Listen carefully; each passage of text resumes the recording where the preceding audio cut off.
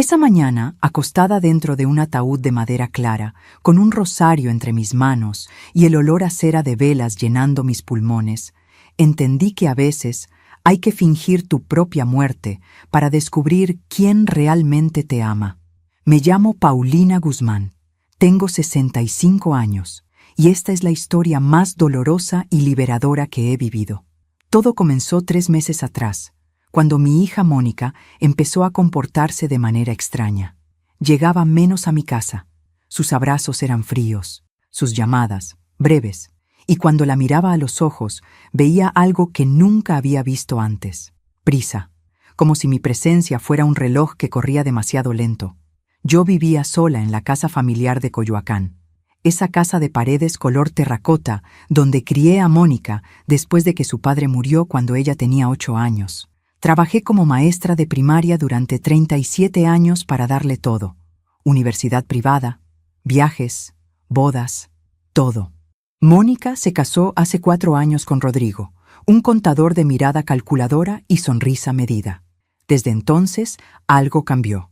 Primero fueron las preguntas sobre mis propiedades, luego las sugerencias de que vendiera la casa y me mudara a un lugar más pequeño, más cómodo. Después, las conversaciones que se interrumpían cuando yo entraba a la sala. Una tarde de septiembre, mientras tomaba café en mi cocina, escuché por accidente una llamada telefónica de Mónica desde el patio. Estaba hablando con Rodrigo. Mamá está bien de salud, Rodrigo. Puede vivir otros 20 años. No podemos esperar tanto. Mi corazón se detuvo. Tranquila, escuché la voz de Rodrigo por el altavoz. Ya encontraremos la forma. Colgaron. Mónica entró a la cocina con una sonrisa y me dijo: ¿Todo bien, mamá? Te ves pálida. No dije nada, pero esa noche, mirando el rosario de perlas que mi madre me dio antes de morir, tomé una decisión. Iba a descubrir la verdad, y para eso tendría que morir. A veces confiamos demasiado en quien no debemos. ¿Tú también te has decepcionado de alguien que amabas? Cuéntame tu historia en los comentarios, quiero leerte. Hay una fotografía en mi buró que miro cada noche antes de dormir. En ella, Mónica tiene 7 años y lleva puestas esas coletas que yo le hacía cada mañana antes de ir a la escuela. Está abrazándome en el jardín de esta misma casa y ambas reímos con esa risa limpia que solo existe cuando el amor no tiene condiciones. Esos años fueron difíciles, pero también fueron los más hermosos de mi vida. Después de que Ernesto, mi esposo, murió en aquel accidente de tránsito en la carretera a Querétaro, quedé sola con una niña pequeña, una casa con hipoteca y un sueldo de maestra que apenas alcanzaba. Pero nunca le faltó nada a Mónica. Nunca. Recuerdo las mañanas en esta cocina, el olor del café de olla mezclado con el sonido de sus risas mientras me contaba sus sueños. Yo preparaba su lunch mientras ella coloreaba en la mesa.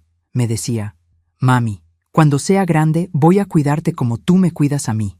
Los domingos íbamos al mercado de Coyoacán. Comprábamos flores frescas, pan dulce y ese queso oaxaqueño que tanto nos gustaba. Mónica cargaba la bolsa pequeña y yo la grande.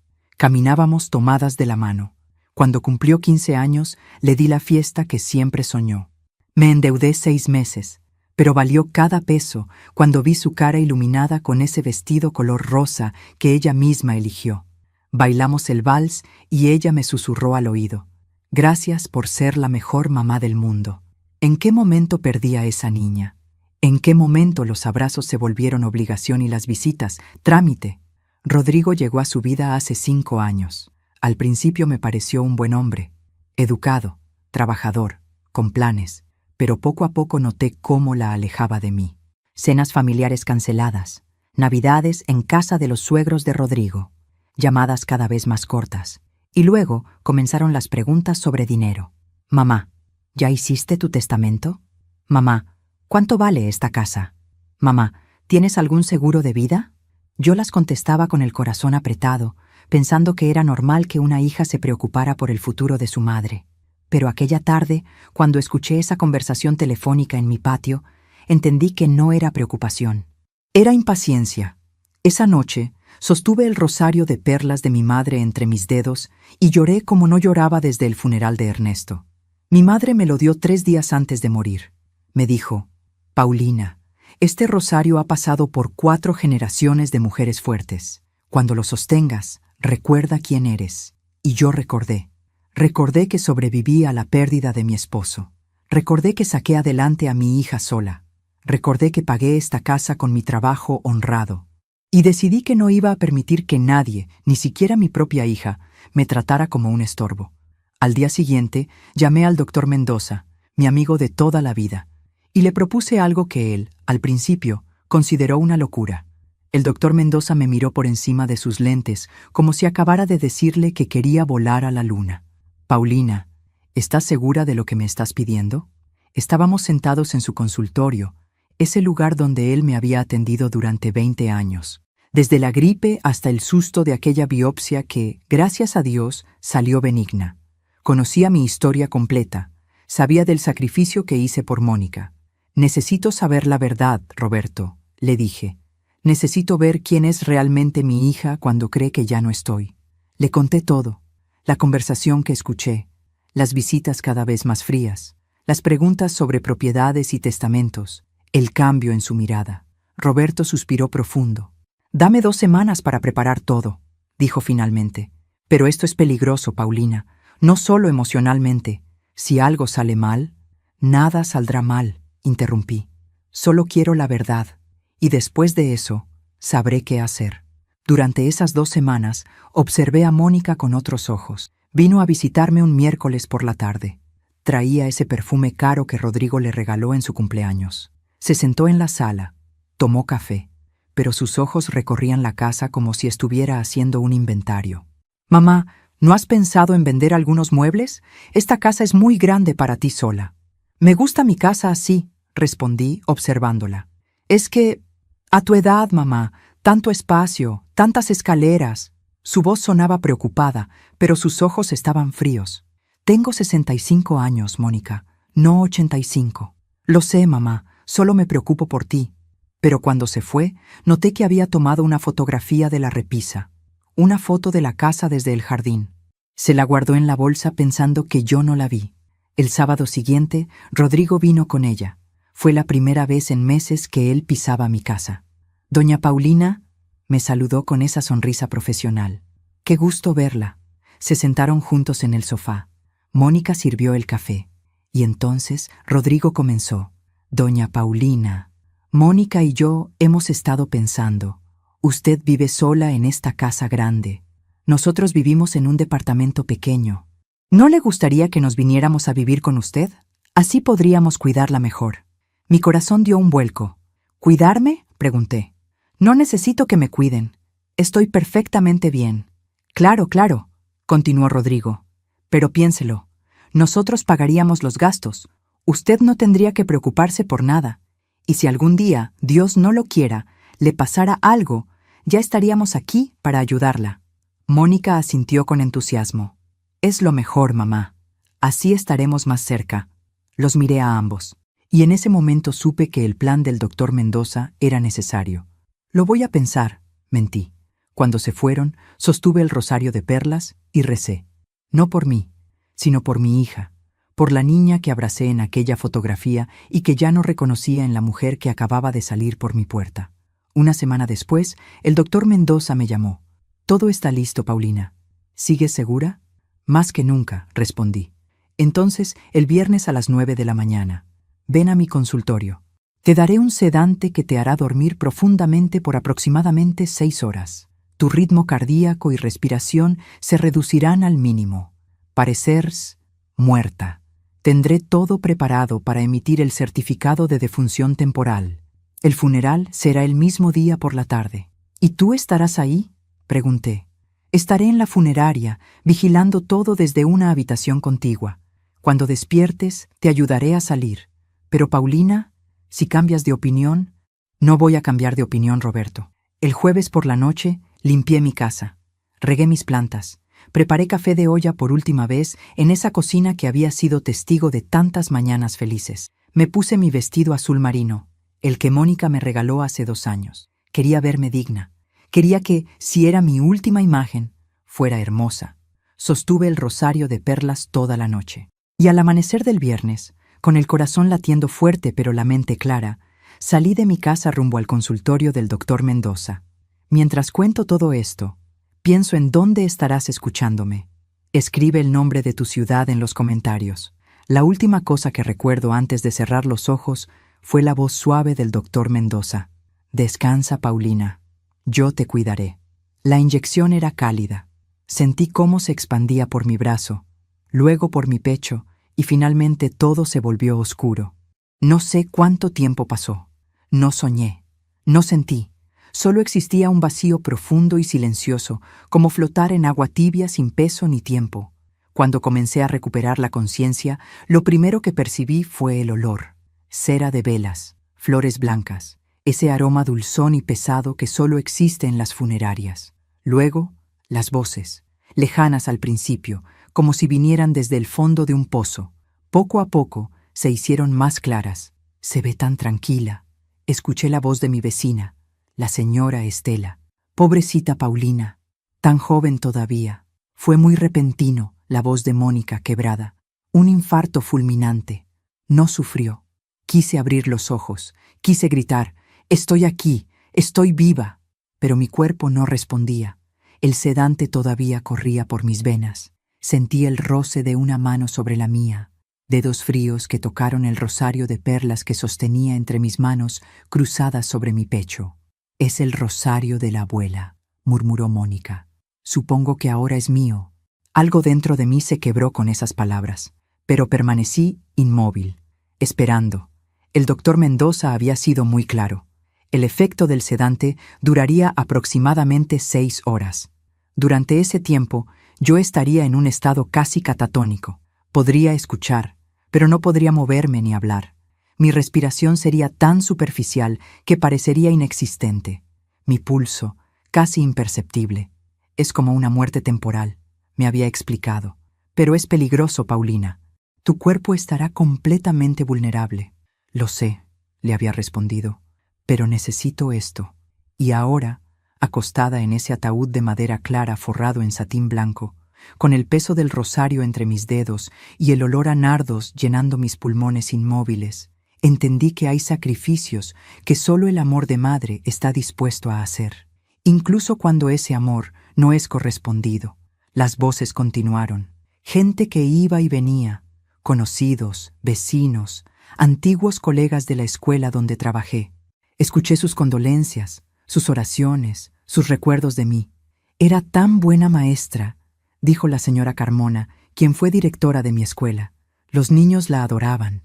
Siempre fue tan generosa», añadió otra voz que no reconocí. «Una vez me prestó dinero cuando mi hijo estaba enfermo. Nunca me lo cobró». Cada palabra era como una caricia sobre mi corazón inmóvil. Pero entonces escuché la voz de Rodrigo, baja, casi en susurro. «Mónica, ven, tenemos que hablar». Sentí que se alejaban. Sus pasos resonaron sobre el piso de mármol de la funeraria hasta que se detuvieron en algún lugar no muy lejano. Hablaban en voz baja, pero yo podía escucharlos. «¿Ya hablaste con el notario?», preguntó Rodrigo. «Mañana temprano», respondió Mónica. «Tengo una cita a las 9. ¿Y la casa?» «Todo está a mi nombre. El testamento es claro. La propiedad, las cuentas bancarias, todo». «¿Cuánto hay en las cuentas?». Hubo una pausa. «Más de lo que pensábamos. Mamá era muy ahorradora». Rodrigo soltó una risa corta. «Tu madre era una hormiguita. Trabajó toda su vida. Es justo que ahora disfrutemos lo que ella guardó». «Rodrigo, no hables así. Acaba de morir». Lo sé. Perdón. Es solo que llevamos años esperando este momento. Años apretándonos en ese departamento pequeño mientras tu madre vivía sola en esa casa enorme». «Lo sé», suspiró Mónica, «pero aún así me siento rara». «Es normal». La voz de Rodrigo se suavizó, manipuladora. «Es tu madre. Pero piensa en nuestro futuro, mi amor. Piensa en la vida que podemos tener ahora. Podemos vender esa casa y comprar algo mejor. Podemos viajar. Podemos vivir sin preocupaciones». «Tienes razón», murmuró Mónica. Y luego, silencio. Yo permanecí acostada, inmóvil, con el corazón rompiéndose en 1000 pedazos dentro de un cuerpo que no podía moverse. Mi hija, mi niña, la que abracé, la que crié, la que juró cuidarme cuando fuera grande. Estaba celebrando mi muerte. Aún me pregunto si una madre puede realmente prepararse para escuchar algo así. ¿Y tú? ¿Qué habrías hecho en mi lugar? El tiempo dentro de un ataúd se mueve diferente. No hay relojes, no hay ventanas, solo voces, pasos y el peso de la verdad cayendo como piedras sobre tu pecho inmóvil. No sé cuántas horas pasaron, tal vez 2, tal vez 3. El sedante comenzaba a perder fuerza lentamente. Podía sentir un hormigueo débil en mis dedos, como agujas invisibles despertando mi carne. Más gente llegó. Escuché a mis primas de Puebla, a los maestros de la escuela, al padre Jiménez de la parroquia. Todos rezaron, todos lloraron, todos dijeron cosas hermosas sobre mí, y cada palabra de amor verdadero hacía más dolorosas las palabras que había escuchado de mi propia hija. Entonces llegó Gabriela, mi comadre, la madrina de confirmación de Mónica, la mujer que me había acompañado en los momentos más duros de mi vida. Mónica, mijita, la escuché decir con voz quebrada. No puedo creer que Paulina ya no esté. Éramos como hermanas. Lo sé, madrina, respondió Mónica. Su voz sonaba cansada. Fue muy repentino. ¿Y cómo te sientes, hija? Sé que tú y tu mamá... Gabriela hizo una pausa. Bueno, sé que últimamente habían tenido algunas diferencias. Mi corazón se aceleró dentro de mi pecho inmóvil. ¿Diferencias? ¿Mónica había hablado de mí con otros? Es complicado, madrina, suspiró Mónica. Mamá se había puesto muy difícil, muy controladora, siempre opinando sobre mi vida, sobre mi matrimonio. A veces sentía que no podía respirar. Yo, controladora. Yo, que le di toda la libertad del mundo. Yo, que acepté cada una de sus decisiones sin juzgar. ¿Controladora?, preguntó Gabriela sorprendida. Paulina siempre fue tan... Usted no vivía con ella, madrina, interrumpió Mónica. No veía cómo era en casa, siempre con sus comentarios, sus preguntas. Rodrigo y yo no podíamos hacer nada sin que ella opinara. Mentiras, todo mentiras. Yo apenas los veía una vez al mes. Entiendo, hija, dijo Gabriela, aunque su voz sonaba dudosa. Pero ahora debes descansar. Tu mamá ya está en paz. Sí, murmuró Mónica. Finalmente, en paz. Esas palabras, finalmente en paz. Como si mi vida hubiera sido una carga que por fin se levantaba. Gabriela se acercó a mi ataúd. Sentí su mano sobre mi frente, suave y cálida. Descansa, comadre, susurró. Fuiste la mejor amiga que alguien pudo tener. Y la mejor madre. No importa lo que digan. Quise llorar, pero las lágrimas no podían salir de mis ojos cerrados. Después Gabriela se fue, y la funeraria quedó más silenciosa. Era media tarde, según escuché que alguien mencionó. El velorio continuaría hasta las 6, y luego vendría la misa de cuerpo presente en la iglesia. Fue entonces cuando escuché pasos acercándose. 2 personas, Mónica y una voz de mujer que reconocí de inmediato. Laura, mi nuera, la esposa de Rodrigo. Espera, no, Laura es la hermana de Rodrigo, su cuñada, no su... Mi mente confundida por el sedante tardó un momento en procesar, pero entonces lo entendí. Era Daniela, la hermana de Rodrigo, la que vivía en Monterrey y casi nunca venía a la Ciudad de México. ¿Ya se fueron todos?, preguntó Daniela. Casi todos, respondió Mónica. Es un buen momento para hablar. ¿Hablaste con el abogado de tu mamá? Sí, esta mañana, antes de venir. Todo está en orden. El testamento está a mi nombre. La casa, las cuentas, todo. ¿Y cuánto es todo? Mónica bajó la voz. La casa vale alrededor de 6 millones de pesos. Las cuentas bancarias tienen otro 1,5 millones. Y hay algunos bonos de inversión que mi mamá tenía desde hace años. En total, estamos hablando de casi 8 millones. Daniela soltó un silbido bajo. Rodrigo tenía razón. Tu mamá era rica. No era rica, se defendió Mónica. Solo ahorrativa. Como sea. El punto es que ahora tienes 8 millones de pesos. ¿Cuándo vas a vender la casa? No sé. Pronto. Tal vez en un mes. ¿Y van a comprar otra? Rodrigo quiere comprar un departamento nuevo en Santa Fe, de esos modernos, con gimnasio y alberca. Suena bien. ¿Y qué vas a hacer con los muebles de tu mamá? Hay algunas cosas antiguas que valen dinero. Lo sé. Ya contraté a un valuador. Va a venir la próxima semana. Daniela se rió. Eres muy eficiente, cuñada. Es solo... Quiero cerrar este capítulo rápido, dijo Mónica. Esta casa tiene muchos recuerdos, y no todos buenos. Entiendo. Bueno, si necesitas ayuda con algo, avísame. Rodrigo es mi hermano favorito, y si él es feliz, yo soy feliz. Gracias, Daniela. Se alejaron. Sus tacones resonaron sobre el mármol hasta desaparecer, y yo permanecí ahí, inmóvil, escuchando cómo mi hija repartía los pedazos de mi vida como si fueran artículos de una tienda de segunda mano. El rosario de perlas pesaba entre mis manos. Podía sentirlo ahora con más claridad. El sedante estaba perdiendo efecto. Pronto podría moverme. Pronto tendría que decidir qué hacer. Pero antes de eso, necesitaba escuchar una cosa más. Necesitaba estar completamente segura. Y esa confirmación final llegó media hora después, cuando la funeraria quedó vacía por un momento.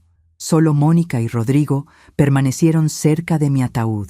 ¿Crees que sospechó algo?, preguntó Rodrigo en voz baja. ¿Quién? ¿Mi mamá? Mónica sonó confundida. Sí, antes de morir. ¿Crees que se dio cuenta de que ya no la queríamos cerca? Hubo un silencio largo. Un silencio que dolió más que cualquier palabra. No lo sé, finalmente respondió Mónica. Pero si lo sabía, ya no importa. Ya no importa.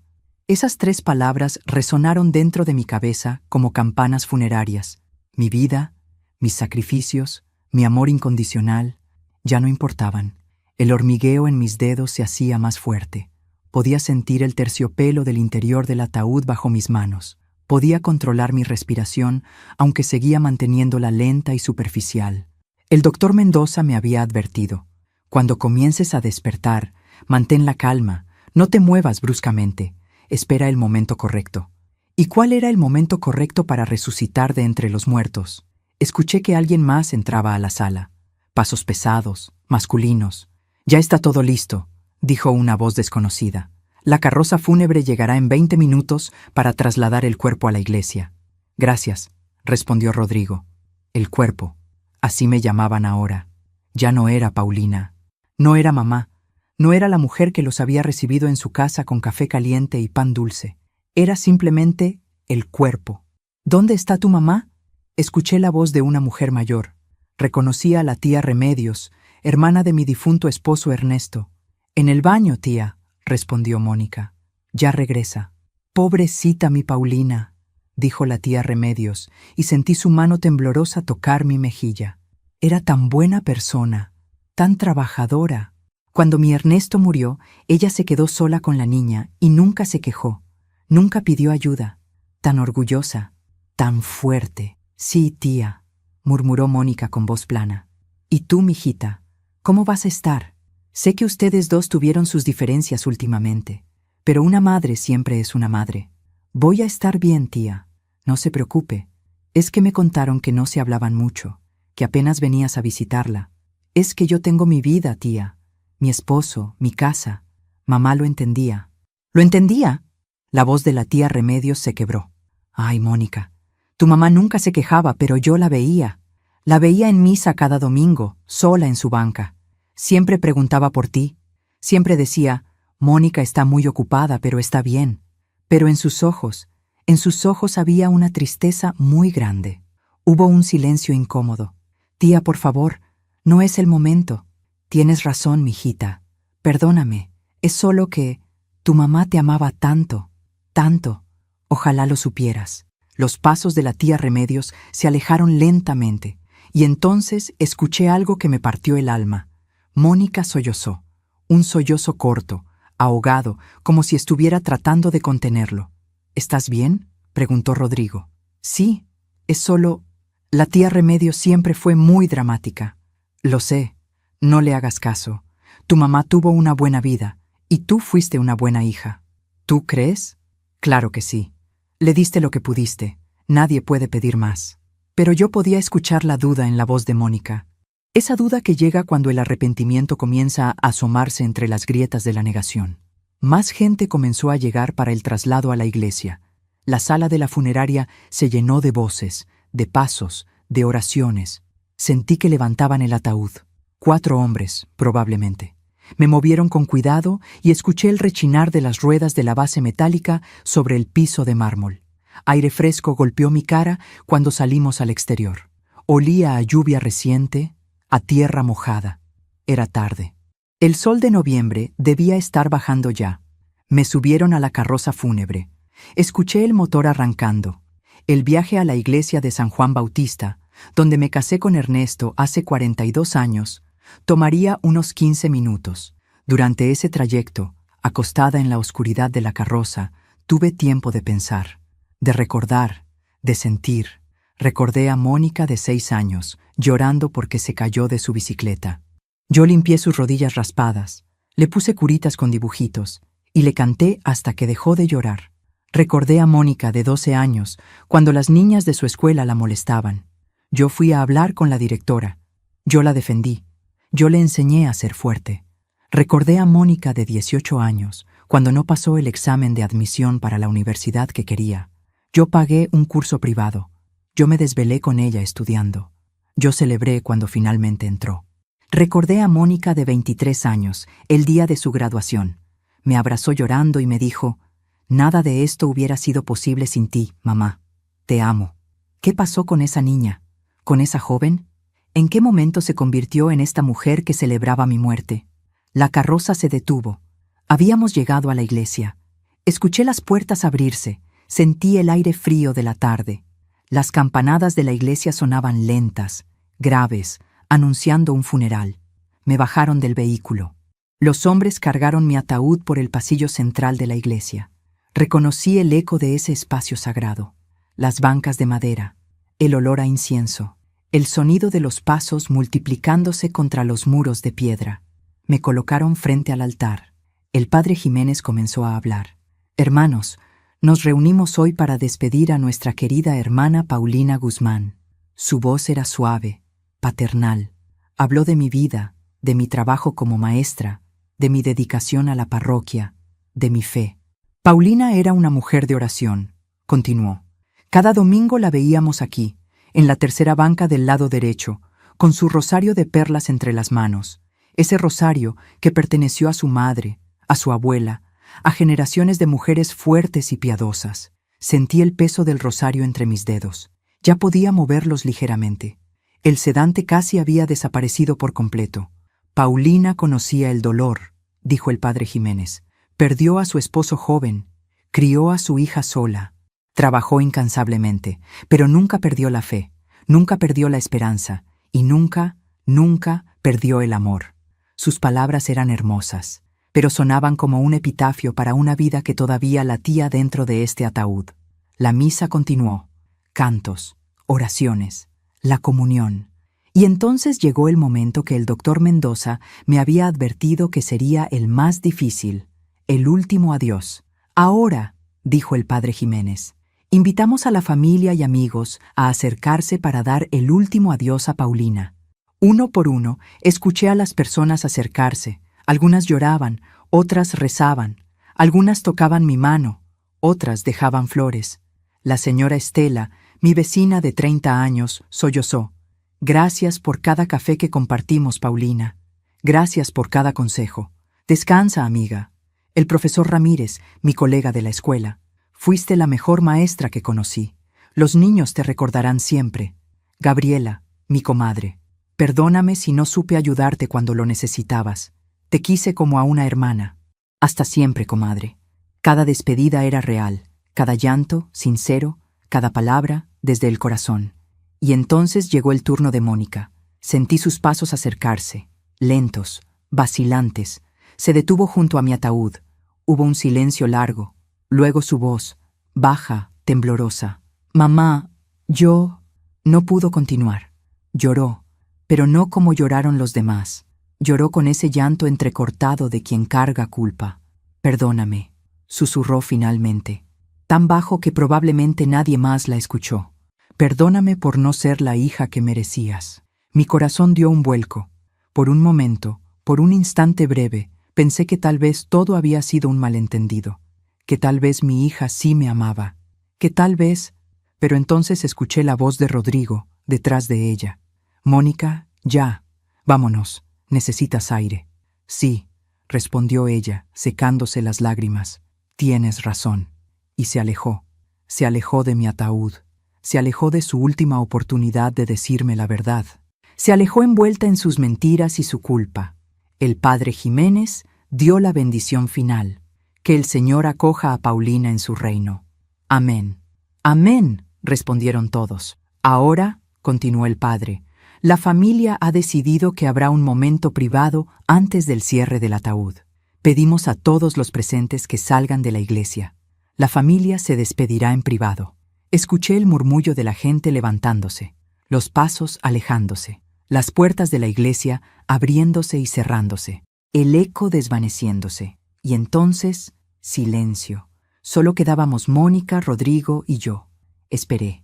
Mi corazón latía tan fuerte que temí que lo escucharan. Mis dedos se cerraron con más fuerza alrededor del rosario de perlas. ¿Ya se fueron todos?, preguntó Mónica. Sí, respondió Rodrigo. Ya podemos hablar. Pasos acercándose. Se pararon justo junto a mi ataúd. No puedo creer que finalmente pasó, dijo Mónica. Su voz ya no temblaba. Sonaba aliviada. Lo sé, respondió Rodrigo. Pensé que tu mamá viviría 100 años. Yo también. Pero mira, aquí estamos, repitió Rodrigo. Y luego, con una frialdad que me heló la sangre, finalmente libres de esta vieja. Mónica no respondió de inmediato, pero tampoco lo contradijo. Ahora todo es nuestro, continuó Rodrigo. La casa, el dinero, todo. Podemos empezar la vida que siempre quisimos. Sí, murmuró Mónica. Todo es nuestro. Esas fueron las palabras exactas que el doctor Mendoza me había dicho que escucharía si mis sospechas eran ciertas. Las palabras que confirmaban todo. Mi hija no me amaba. Mi hija había estado esperando mi muerte. Mi hija me veía como un obstáculo, no como una madre. Sentí una rabia ardiente subiendo desde mi estómago hasta mi garganta. Una furia justa y necesaria. Pero también sentí algo más profundo y poderoso. Sentí claridad. El doctor Mendoza me había preparado para este momento. Cuando escuches lo que necesitas escuchar, me dijo, cuando tengas la confirmación, entonces podrás actuar. Pero recuerda, Paulina, lo que hagas en ese momento definirá todo. Puedes quedarte callada y dejar que crean que ganaron, o puedes levantarte y mostrarles quién eres realmente. Abrí los ojos. Lentamente, como si despertara de un sueño profundo, abrí los ojos y miré el techo de la iglesia de San Juan Bautista, las vigas de madera, el crucifijo, las velas. Todavía no se habían dado cuenta. Respiré hondo. Mis pulmones se llenaron de aire fresco y limpio. Luego, con movimientos lentos pero deliberados, me senté en el ataúd. El satín blanco crujió bajo mi peso. El rosario de perlas tintineó entre mis manos. Giré mi cabeza hacia la izquierda, y ahí estaban, Mónica y Rodrigo, de pie junto a mi ataúd, con los ojos abiertos como platos y las bocas abiertas en una expresión de horror absoluto. «Hola, hija», dije con voz tranquila. «Creo que necesitamos hablar». El grito de Mónica resonó por toda la iglesia. Un grito agudo, primitivo, de terror puro. Rodrigo tropezó hacia atrás y cayó sobre las bancas, con el rostro blanco como el papel. Y yo, Paulina Guzmán, de 65 años de edad, me incorporé completamente dentro de mi propio ataúd y los miré con la dignidad de una mujer que acababa de resucitar para reclamar su vida. Los gritos de Mónica rebotaron contra las paredes de piedra de la iglesia como pájaros enjaulados buscando la salida. Se alejó del ataúd con las manos sobre la boca, tropezando con sus propios pies hasta chocar contra una columna. Rodrigo estaba en el suelo, entre las bancas, mirándome con los ojos desorbitados. Su cara había pasado del blanco al verde pálido. Creo que por un momento pensó que realmente estaba viendo un fantasma. Yo permanecí sentada en el ataúd, con mi vestido azul marino perfectamente acomodado, el rosario de perlas colgando de mi mano derecha y una calma que ni yo misma sabía que poseía. «Mónica», dije con voz firme, «deja de gritar. No soy un fantasma. Estoy viva». Ella sacudió la cabeza violentamente, como si tratara de despertar de una pesadilla. «No, esto no está pasando. Esto no puede estar pasando». «Pero está pasando», respondí, «y creo que sabes por qué». Rodrigo se levantó del suelo, aferrándose a la banca. Sus manos temblaban. Doña Paulina, usted estaba muerta. El doctor Mendoza firmó el certificado de defunción. Nosotros la vimos, la tocamos. Sedantes, dije simplemente. El doctor Mendoza es mi amigo desde hace 20 años. Me ayudó a fingir mi muerte. ¿Fingir? La voz de Mónica se quebró entre el terror y la confusión. ¿Por qué harías algo así? Me tomé mi tiempo para responder. Pasé las piernas por el borde del ataúd y bajé lentamente, con cuidado. Mis rodillas crujieron un poco después de tantas horas inmóvil, pero me mantuve firme. Me paré frente a ellos, a solo 3 metros de distancia. ¿Por qué? Repetí su pregunta. Porque hace 3 meses escuché una conversación telefónica en mi patio. Tu conversación con Rodrigo, Mónica, donde dijiste que yo podía vivir otros 20 años y que no podían esperar tanto. Mónica se puso aún más pálida. Abrió la boca pero no salió ningún sonido. Porque, continué, durante estos últimos meses te vi cambiar. Te vi mirando mi casa como si fuera tuya. Te vi tomando fotos. Te vi inventando historias sobre mí siendo controladora y difícil, cuando tú sabes, Mónica, tú sabes que eso es mentira. Mamá, yo no he terminado. Mi voz se elevó ligeramente, llenando el espacio vacío de la iglesia, porque necesitaba saber si mis sospechas eran ciertas o si solo era mi imaginación. Necesitaba saber si mi única hija, la niña que cargué en mis brazos, que crié sola después de que su padre murió, la niña a quien le di absolutamente todo, necesitaba saber si realmente deseaba mi muerte. Las lágrimas comenzaron a correr por las mejillas de Mónica, pero no dijo nada. Y ahora lo sé, dije, sosteniendo el rosario con más fuerza, porque he estado consciente durante las últimas 3 horas. Escuché cada palabra, cada conversación, cada mentira. Rodrigo trató de hablar. Doña Paulina, ¿no es lo que parece? ¿No es lo que parece? Lo interrumpí. Escuché a Daniela y a Mónica hablar sobre cuánto vale mi casa. 8 millones de pesos, ¿verdad? Escuché cómo ya contrataste un valuador para mis muebles, Mónica. Escuché tus planes de vender mi casa en un mes, de comprar un departamento nuevo en Santa Fe, de cerrar este capítulo rápido. Mónica sollozó. Mamá, por favor. Pero lo peor, mi voz tembló por primera vez. Lo peor no fue escuchar tus planes. Lo peor fue escuchar tu alivio, escuchar cómo te sentías liberada, escuchar a tu esposo decir, hice una pausa, respiré profundo, escuchar a tu esposo decir, finalmente libres de esta vieja, y que tú no dijiste nada. Nada, Mónica. No lo contradijiste, no me defendiste, solo dijiste, ahora todo es nuestro. El silencio que siguió fue ensordecedor. Solo se escuchaba el llanto ahogado de Mónica y la respiración agitada de Rodrigo. Caminé lentamente hacia el altar. Me giré y los enfrenté desde ahí. La figura del Cristo crucificado estaba detrás de mí, testigo silencioso de esta confrontación. 37 años, dije. 37 años trabajé como maestra para darte todo. Cuando tu padre murió, tenías 8 años. Yo tenía 28. Era joven. Podría haberme vuelto a casar. Tuve oportunidades. El señor García, el director de la escuela, me propuso matrimonio 2 veces, pero no lo hice. ¿Sabes por qué? Porque no quería que ningún hombre te hiciera sentir que no eras la prioridad, porque tú eras mi prioridad, siempre. Mónica se había dejado caer en una banca, llorando con las manos cubriendo su cara. Trabajé dobles turnos dando clases particulares para pagarte la universidad privada que querías. Vendí las joyas de mi madre, menos este rosario, para pagar tu fiesta de 15 años. Me quedé sin vacaciones durante 10 años para ahorrarte cada peso que necesitabas. Caminé hacia ella lentamente. Y nunca te pedí nada a cambio. Nunca te pedí que me cuidaras. Nunca te pedí que vivieras conmigo. Nunca te pedí dinero. Solo quería tu amor, Mónica. Solo quería que me visitaras de vez en cuando, que tomaras café conmigo, que me llamaras para contarme tu día. Eso era todo. Me detuve frente a ella, pero ni siquiera eso te nació darme. Mónica levantó la cara. Sus ojos estaban rojos, hinchados. Mamá, perdóname. Por favor, perdóname. Yo no sé qué me pasó. Rodrigo y yo estábamos estresados con el dinero, con las deudas, y él comenzó a decir cosas, y yo... ¿Y tú qué? Pregunté. ¿Y tú simplemente olvidaste quién era yo? ¿Olvidaste todo lo que hice por ti? No, mamá, no olvidé nada. Es solo que Rodrigo tenía razón en algunas cosas. Tú vivías sola en esa casa enorme mientras nosotros apretados en un departamento pequeño. Y tú tenías dinero ahorrado mientras nosotros teníamos deudas. Y yo pensé que cuando tú ya no estuvieras, ¿podríamos qué? Mi voz se endureció. ¿Podrían finalmente vivir la vida que querían? ¿Podrían viajar? ¿Comprar cosas? ¿Ser felices? Ella asintió débilmente, avergonzada.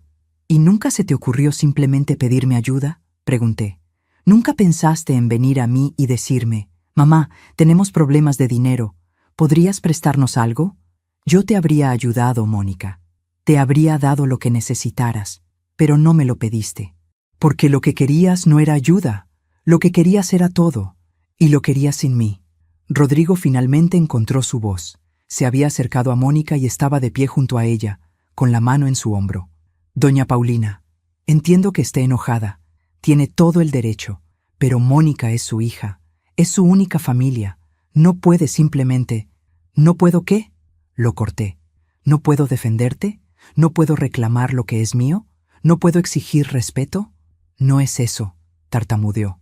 Es solo que familias se pelean, familias dicen cosas en momentos de estrés, pero al final siempre se perdonan.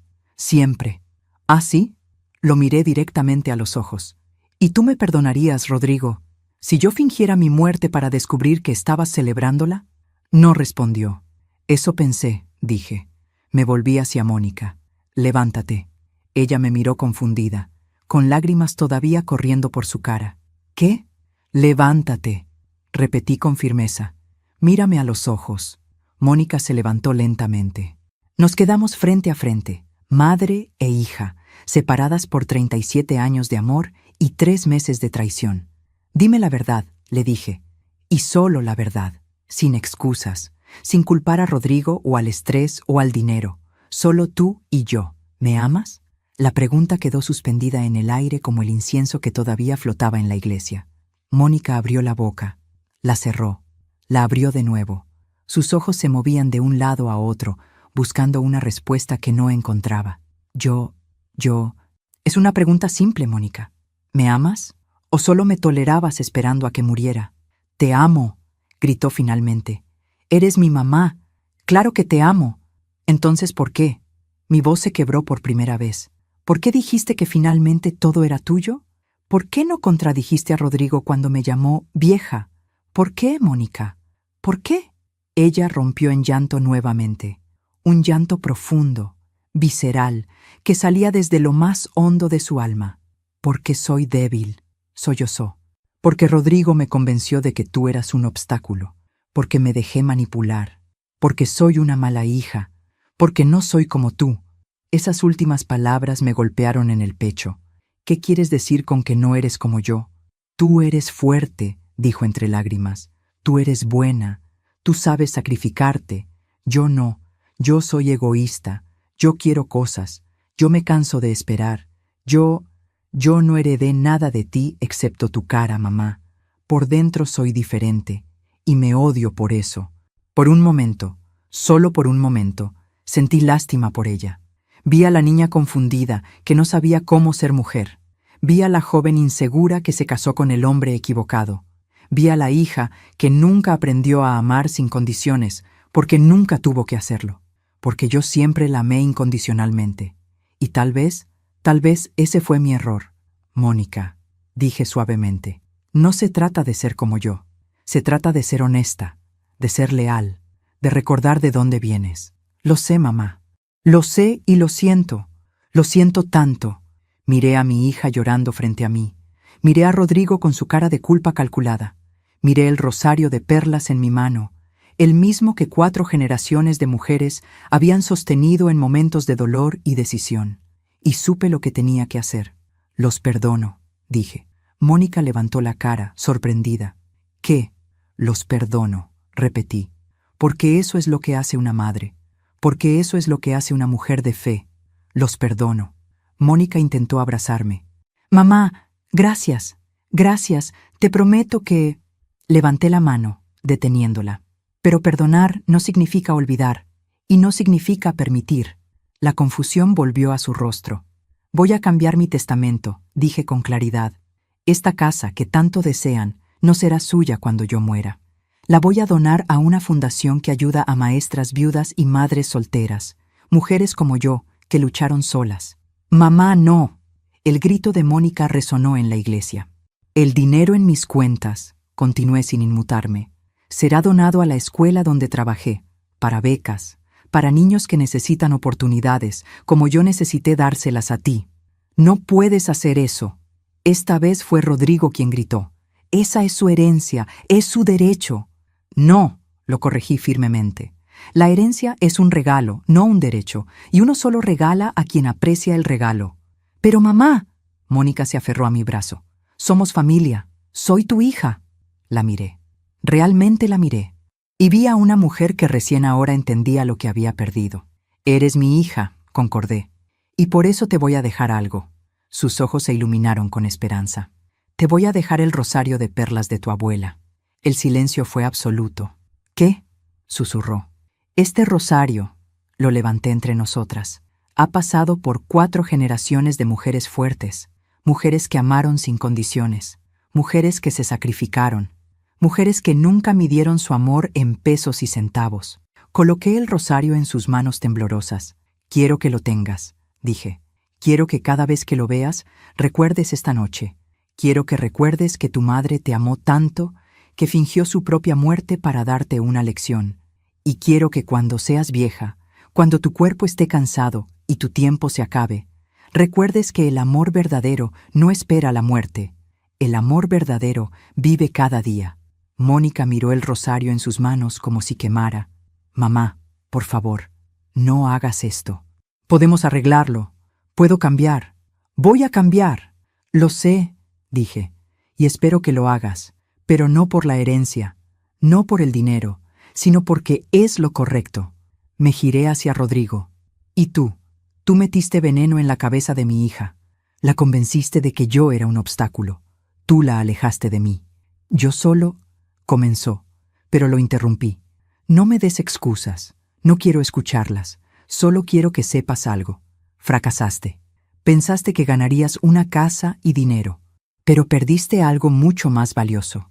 Perdiste mi respeto.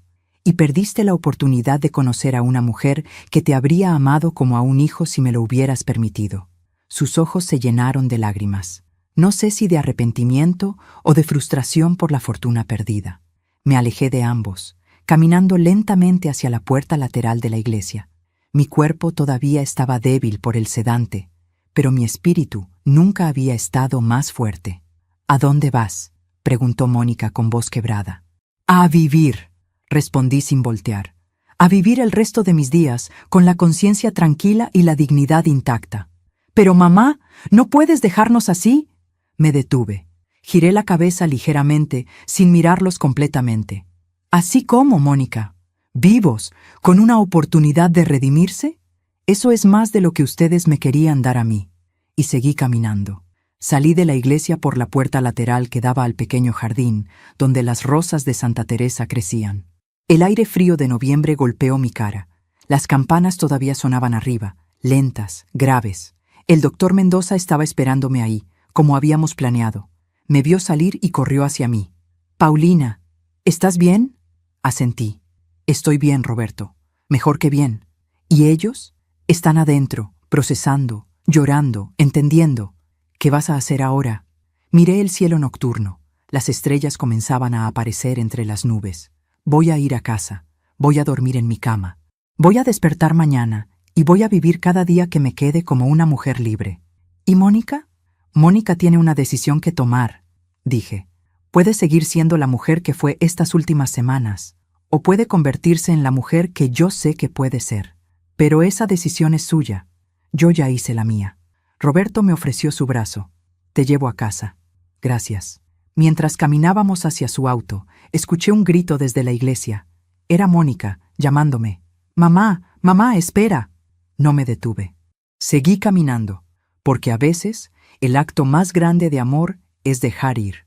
Es permitir que las consecuencias enseñen lo que las palabras no pudieron. Es mantener la dignidad cuando todo te empuja a ceder. Subí al auto del doctor Mendoza. Él encendió el motor. ¿Estás segura de esto, Paulina? Miré hacia atrás. Mónica había salido de la iglesia y corría hacia nosotros con Rodrigo detrás de ella. Pero ya era tarde. Completamente segura, respondí. Y nos fuimos, dejando atrás la iglesia, el ataúd vacío y la hija que había elegido el dinero sobre el amor.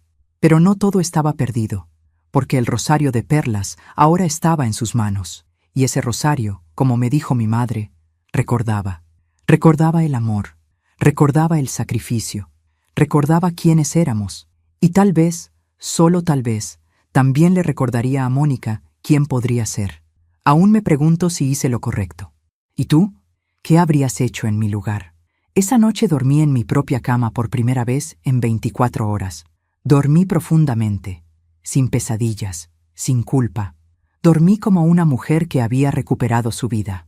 Cuando desperté, el sol de sábado entraba por mi ventana con esa luz dorada de noviembre que siempre me gustó. Eran las 8 de la mañana. Me levanté lentamente, todavía sintiendo los efectos del sedante en mis músculos, pero con la mente más clara que nunca. Fui a la cocina y preparé café de olla, como había hecho miles de mañanas en esta casa. El aroma de la canela y el piloncillo llenó el espacio. Me serví una taza y me senté en la mesa, donde tantas veces había desayunado con Mónica cuando era niña. Pero esta vez no sentí nostalgia, sentí paz. El teléfono comenzó a sonar a las 9. Era Mónica. Dejé que sonara. Volvió a sonar a las 9:30. La dejé. A las 10, a las 10:30, a las 11. 32 llamadas ese día. No contesté ninguna. El domingo por la mañana, mientras regaba mis plantas en el patio, escuché que tocaban el timbre. Fui a la puerta y miré por la mirilla. Era Mónica, sola, con los ojos hinchados y el pelo despeinado. Tenía el rosario de perlas en las manos. Mamá, por favor, sé que estás ahí. Por favor, ábreme. Necesito hablar contigo. Me quedé del otro lado de la puerta, en silencio, escuchándola. Mamá, no he dormido en 2 días. No puedo comer. No puedo pensar en otra cosa que no sea lo que pasó. Por favor, solo dame una oportunidad de explicarme. Cerré los ojos, respiré profundo y no abrí la puerta. Mamá, su voz se quebró. Te amo. Lo digo en serio. Sé que no lo demostré. Sé que te fallé. Pero te amo. Eres mi mamá. Puse mi mano sobre la puerta, del otro lado de donde ella estaba. Sentí sus sollozos a través de la madera, pero no abrí. Está bien, finalmente dijo después de casi media hora. Entiendo. Entiendo que necesitas tiempo. Pero mamá, no me abandones. Por favor, no seas como yo. No me dejes como yo estaba dispuesta a dejarte. Escuché sus pasos alejándose, el motor de un coche arrancando, el silencio volviendo, y yo me deslicé lentamente por la puerta hasta quedar sentada en el suelo de mi entrada, con las lágrimas corriendo silenciosamente por mis mejillas, porque perdonar no significa olvidar, y protegerse no significa dejar de amar. El lunes por la mañana fui al despacho del licenciado Hernández, mi abogado de confianza. Llevaba toda la documentación de mis propiedades, cuentas bancarias, inversiones. Doña Paulina me saludó sorprendido. Pero sí, ayer me llegó la notificación de que usted había fallecido. Estaba por llamar a su hija para falsos rumores. Lo interrumpí con una sonrisa. Estoy muy viva y vengo a cambiar mi testamento. Le conté todo, cada detalle. Cuando terminé, el licenciado Hernández se recostó en su silla, atónito. Eso es extraordinario, dijo finalmente, y también muy doloroso. Lo siento, doña Paulina. No lo sienta, respondí. Ahora sé la verdad, y la verdad, aunque duela, es mejor que la mentira. ¿Está completamente segura de lo que quiere hacer? Completamente. Durante las siguientes 3 horas redactamos el Nuevo Testamento. La casa iría a la Fundación de Maestras Viudas de México. Mis ahorros serían divididos en becas estudiantiles para la escuela primaria Benito Juárez, donde trabajé durante 37 años. Los bonos de inversión irían para un fondo que ayudara a madres solteras a estudiar. Todo lo que había construido con mi trabajo honrado regresaría a ayudar a mujeres que, como yo, lo necesitaban. ¿Y para su hija?, preguntó el licenciado. ¿No dejará nada? Le dejé el rosario de perlas de su abuela, respondí. Es lo más valioso que tengo. Vale más que toda la casa, pero solo lo entenderá cuando sea demasiado tarde. ¿Y si ella cambia? ¿Y si se redime? Si se redime, dije lentamente, lo hará porque es lo correcto, no porque espere una herencia. Y si lo hace, entonces no necesitará mi dinero, necesitará mi perdón. Y ese perdón, ese sí se lo puedo dar. El licenciado asintió. Es usted una mujer muy sabia, doña Paulina. No soy sabia, lo corregí. Solo estoy cansada de ser ingenua. Firmamos los papeles. Todo quedó registrado legalmente. Me sentí más ligera cuando salí de ese despacho, como si hubiera dejado un peso que no sabía que cargaba. Esa misma tarde fui al banco. Retiré 20,000 pesos en efectivo. Luego fui al mercado de Coyoacán, ese donde solía ir con Mónica los domingos cuando era niña. Compré flores frescas, rosas rojas, alcatraces blancos, margaritas amarillas. Compré pan dulce en la panadería de Don Fermín. Compré queso oaxaqueño, mole negro, chocolate de Oaxaca, todo lo que me gustaba y que no había comprado en meses. Caminé por el mercado con mis bolsas, respirando los olores, escuchando los gritos de los vendedores, sintiendo la vida pulsando a mi alrededor. Y por primera vez en mucho tiempo, me sentí joven. No joven como en mi juventud física, sino joven en espíritu, libre, renacida. Cuando llegué a casa, arreglé las flores en jarrones por toda la casa, preparé mole para mí sola. Puse música de Chabela Vargas en el viejo tocadiscos que Ernesto me regaló hace 40 años. Y bailé. Bailé sola en mi sala, con mi vestido sencillo, con mis pies descalzos sobre el piso de madera, con las lágrimas y la risa mezclándose en mi cara. Bailé porque estaba viva. Bailé porque había reclamado mi vida.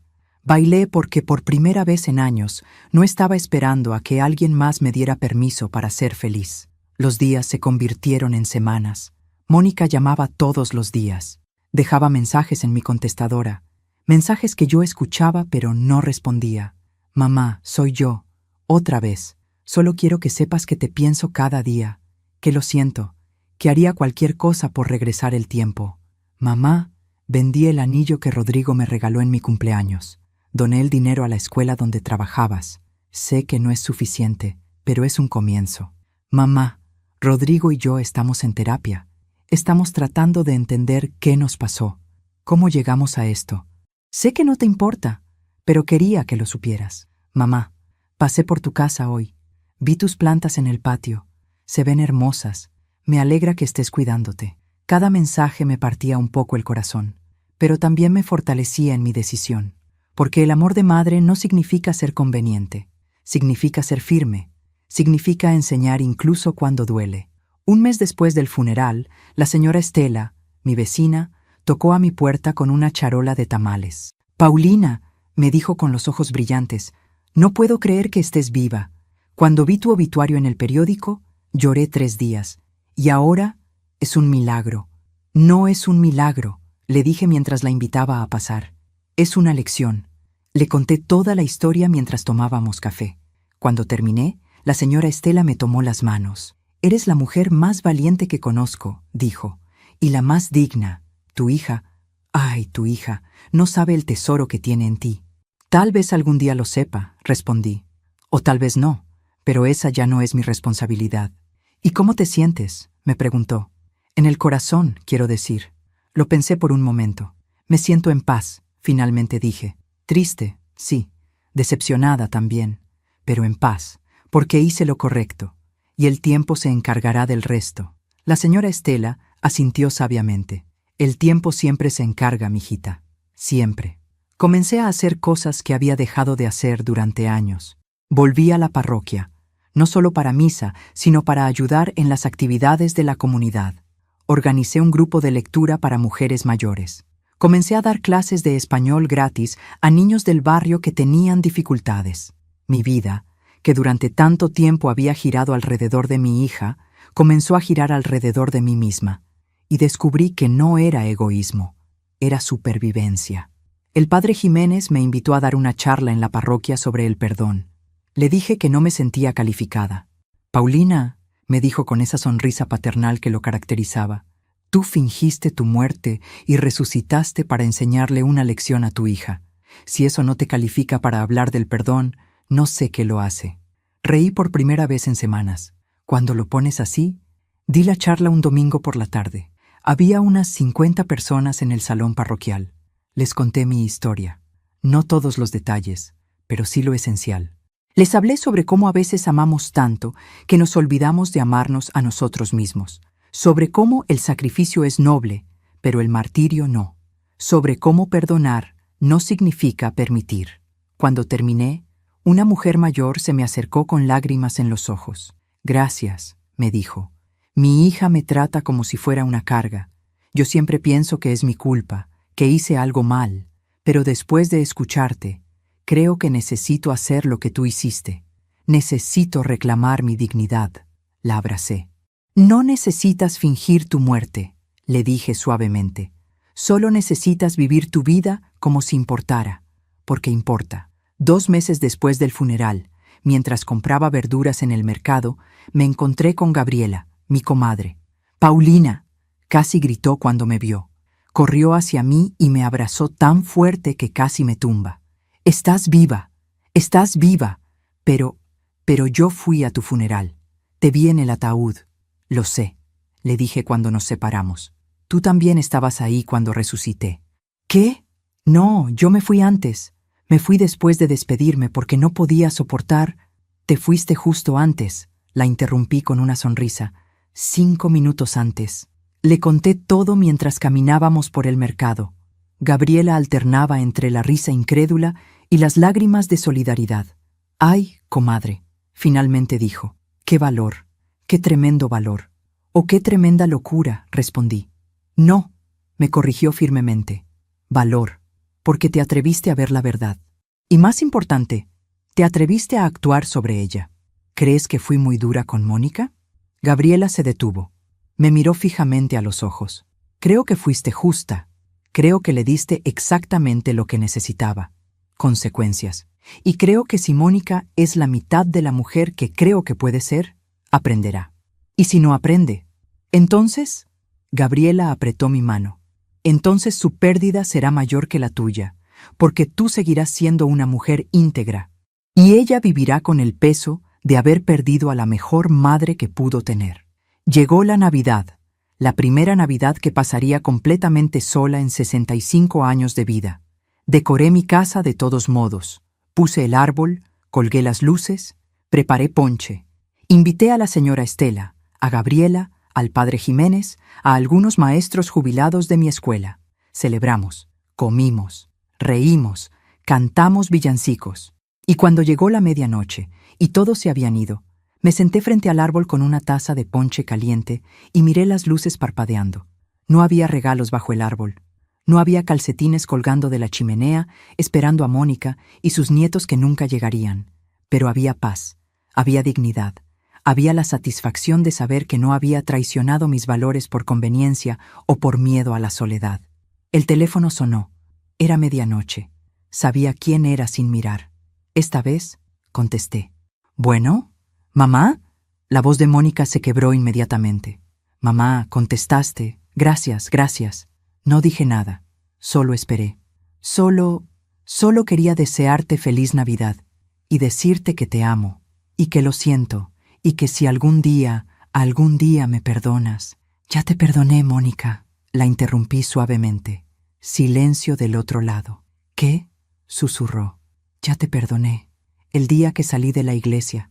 Pero perdonar no significa que las cosas vuelvan a ser como antes. Lo sé y lo acepto. Solo…». «¿Puedo verte? ¿Algún día? ¿Cuando estés lista?». «Algún día», respondí.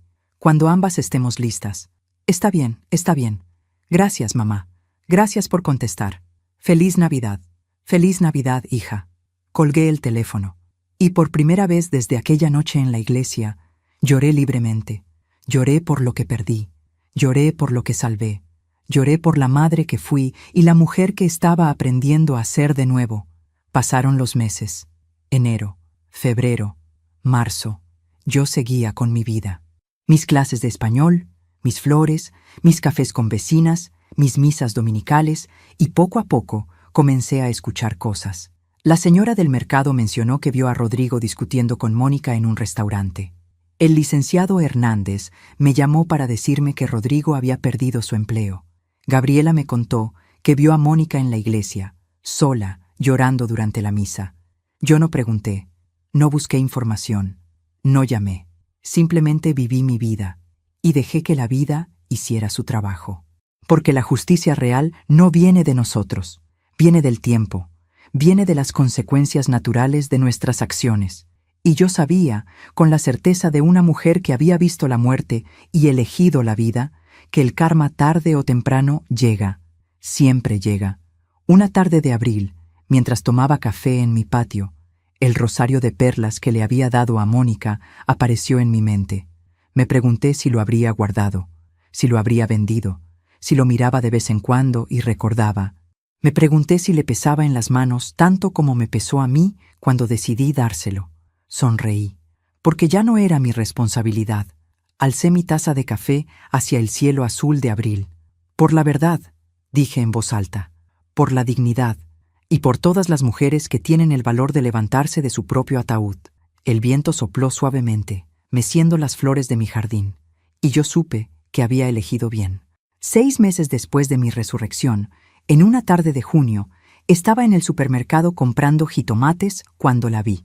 Mónica estaba al final del pasillo, con un carrito casi vacío, mirando los precios de las latas de atún con esa expresión que solo tienen las personas que cuentan cada peso. Su ropa, que siempre había sido impecable, estaba arrugada.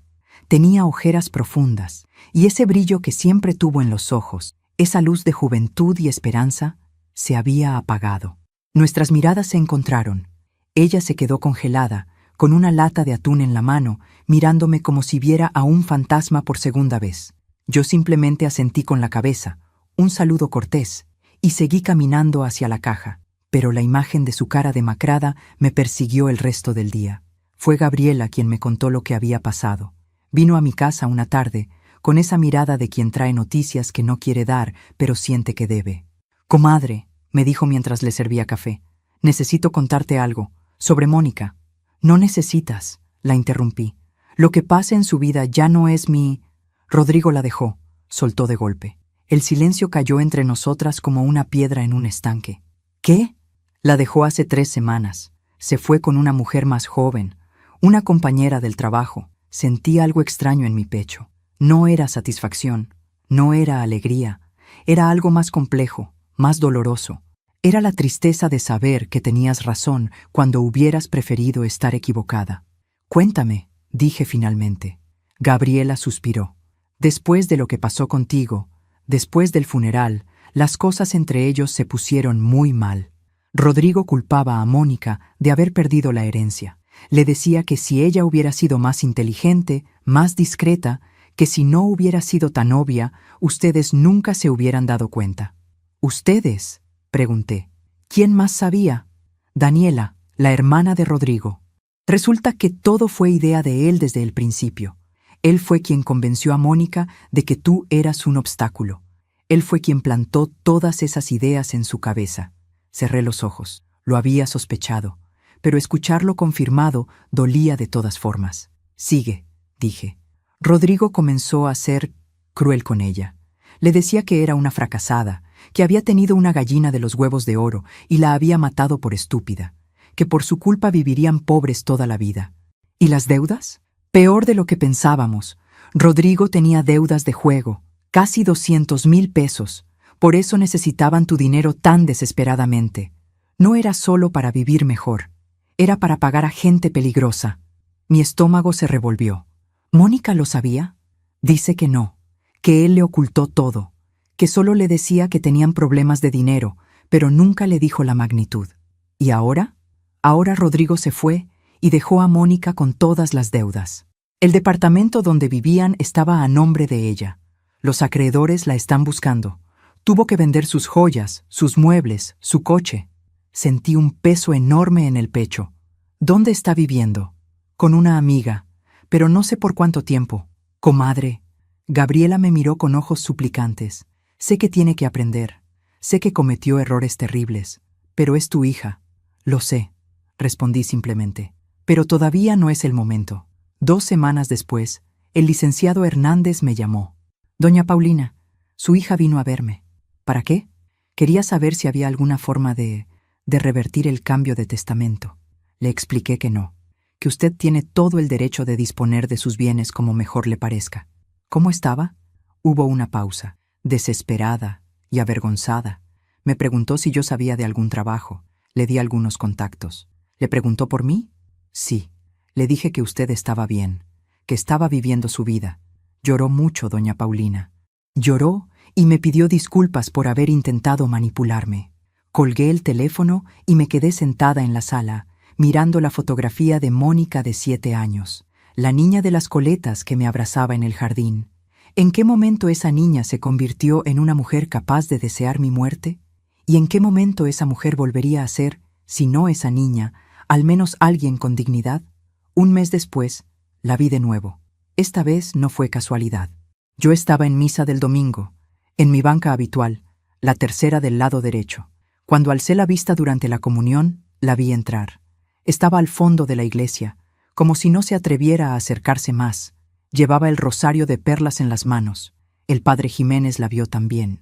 Durante el sermón, habló sobre el hijo pródigo, sobre cómo el padre corrió a recibir al hijo que había dilapidado su herencia, sobre el perdón y la redención. Yo sabía que lo hacía por ella, y tal vez por mí también. Cuando terminó la misa, Mónica se acercó lentamente. Yo me quedé sentada, dejando que ella viniera a mí. «Mamá», su voz era apenas un susurro. «¿Puedo sentarme?» Asentí. Se sentó a mi lado, dejando un espacio prudente entre nosotras. Sostuve el rosario con tanta fuerza que sus nudillos estaban blancos. «No sé cómo empezar», dijo finalmente. «Empieza con la verdad», respondí sin mirarla. «La verdad es que arruiné mi vida, y la verdad es que fue mi culpa, no de Rodrigo, mía, porque yo elegí escucharlo. Yo elegí creer que tú eras el problema. Yo elegí el dinero sobre ti». Me volteé a mirarla. Tenía lágrimas corriendo por sus mejillas, pero no intentaba ocultarlas. La verdad es que Rodrigo me dejó. Me dejó con deudas que no sabía que existían. Me dejó sola, sin dinero, sin casa, sin nada. Y la verdad es que lo merezco. Nadie merece ser engañada, dije suavemente. Pero yo engañé primero. Te engañé a ti. Fingí que te amaba cuando en realidad solo estaba esperando que me muriera. Terminé por ella. Ella asintió, sollozando. Dios me perdonó, mamá. El padre Jiménez dice que Dios perdona todo, pero yo no puedo perdonarme a mí misma. Cada día me despierto y recuerdo lo que hice, lo que pensé, lo que dije, y me odio. Miré a mi hija llorando junto a mí en la iglesia donde fue bautizada, donde hizo su primera comunión, donde celebró su confirmación. Vi todos esos momentos sobreponerse sobre esta mujer quebrada que tenía al lado. «Mónica», dije finalmente, «¿por qué estás aquí?» «Porque necesito que sepas que lo siento, necesito que sepas que he cambiado, necesito...» Su voz se quebró. «Necesito que me veas». «Te veo», respondí. «Te he visto todo este tiempo». Ella me miró sorprendida. «Te vi en el supermercado contando pesos para comprar atún. Te vi entrar a esta iglesia hoy con el rosario de tu abuela. Te veo, Mónica. Y veo que estás sufriendo. ¿Y te alegra?», preguntó con voz quebrada. «¿Te alegra verme así?» «No», respondí con firmeza. «Nunca me alegraría verte sufrir. Eres mi hija, pero tampoco voy a rescatarte. No quiero que me rescates», dijo rápidamente. Solo quiero que sepas que cada día rezo con este rosario, y cada día le pido a la Virgen que me ayude a ser la mujer que tú criaste, no la mujer en la que me convertí». Extendí mi mano y toqué el rosario que sostenía. Las mismas perlas que mi madre sostuvo, que mi abuela sostuvo, que ahora mi hija sostenía con manos temblorosas. «Este rosario», dije suavemente, «ha visto a 4 generaciones de mujeres enfrentar sus propias batallas. Algunas las ganaron, otras las perdieron, pero todas siguieron adelante. ¿Tú crees que yo puedo seguir adelante? Creo que ya lo estás haciendo.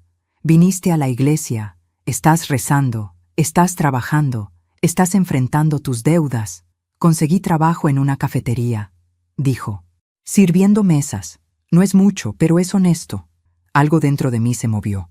Mi hija, que estudió en universidad privada, que nunca había trabajado en servicio, ahora servía mesas. ¿Y cómo te sientes? Cansada, admitió. Adolorida, humillada cuando veo a la gente de mi universidad entrando y yo les sirvo café. Pero también me siento limpia, como si cada mesa que limpio limpiara un poco de la culpa. Nos quedamos en silencio por un largo momento. El padre Jiménez apagaba las velas. Algunas personas salían. La iglesia se vaciaba. «Mamá», dijo finalmente Mónica, «no te pido que me perdones ahora. No te pido que volvamos a ser como antes. Solo te pido que algún día, cuando hayas sanado completamente, me des la oportunidad de demostrarte que he cambiado. ¿Y si ese día nunca llega?». Ella cerró los ojos y más lágrimas cayeron. «Entonces viviré con eso, porque es lo justo». Me levanté lentamente. Mónica se levantó también. «Sigue rezando con ese rosario», le dije. «Y sigue trabajando honestamente. No por mí, por ti. Porque la mujer que quieres ser no necesita mi aprobación. Necesita tu compromiso». «Sí, mamá». Me di la vuelta para irme. «Mamá», me llamó. «Una cosa más». Me detuve. Hace unas semanas fui al hospital a donar sangre. Necesitaban tipo O negativo urgentemente para una niña. Y mientras estaba ahí, vi a Rodrigo. Mi corazón se aceleró. ¿Qué hacía ahí? Estaba solo, en la sala de espera, llorando. Me escondí, pero lo observé.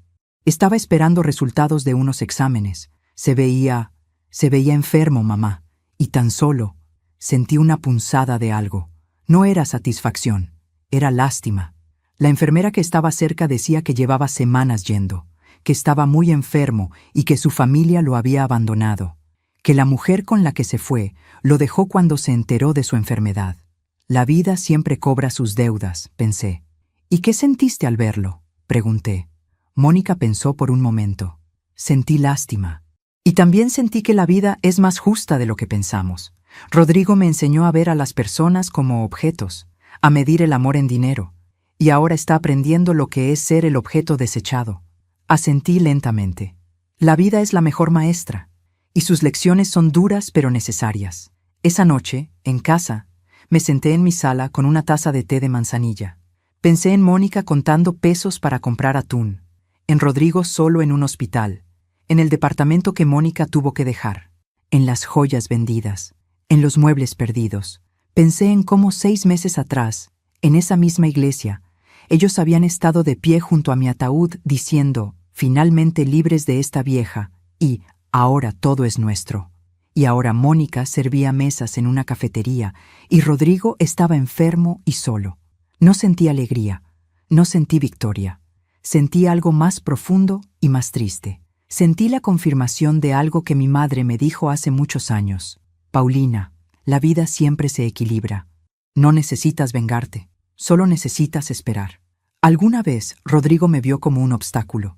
Años después, meses después, él era el que estaba enfermo y abandonado, aprendiendo lo que es ser desechado. Alguna vez Mónica deseó que yo muriera para heredar mi casa. Ahora no tenía ni departamento donde vivir.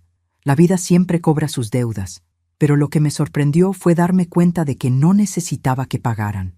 Ya no, porque su sufrimiento no aliviaba el mío. Su pérdida no restauraba lo que yo había perdido. Lo único que me daba paz era saber que yo había actuado con dignidad, que no me había rebajado a la venganza, que había mantenido mi integridad incluso cuando habría sido más fácil simplemente ceder. El teléfono sonó. Era tarde, casi las 11 de la noche. «Bueno, mamá, soy yo». La voz de Mónica sonaba extraña, asustada. «¿Qué pasa?» «Estoy en el hospital. No es nada grave.